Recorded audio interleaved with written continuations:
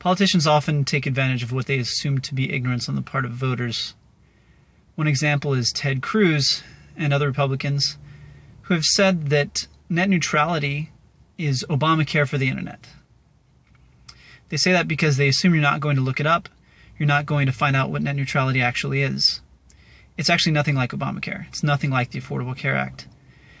If net neutrality were like the Affordable Care Act, it would be stipulating that we have to get internet service, that we'll be fined for not getting internet service, that we have to go online and buy internet service from a government-regulated exchange,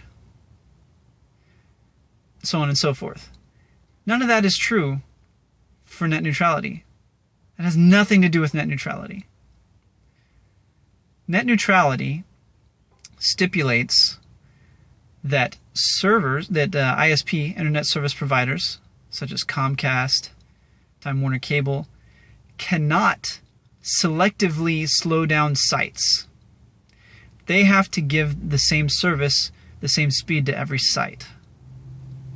Now, of course, some sites will still go faster than others because of the site's servers, but the internet service provider doesn't stipulate what site is going to be fast and what site isn't. Now, the reason for that is that if you let them do that, they'll be able to slow down any site they want, either in order to extract money from the person who owns the site, or for political reasons. And they are not above that. They are absolutely not above that. Comcast and these other big internet service providers are notorious for getting all into politics, giving money to people such as Ted Cruz and others to help them to maintain their local monopolies. If Comcast were allowed to completely kill net neutrality, we would basically be putting them in charge of the internet and letting them decide who gets to see what. It's a very dangerous thing. We want the internet to be free and open. People say, oh no, I don't want net neutrality because I like my internet the way it is. Well, if you like your internet the way it is, you should like net neutrality because it was built on net neutrality. That is the status quo. That is what a conservative person would want, net neutrality.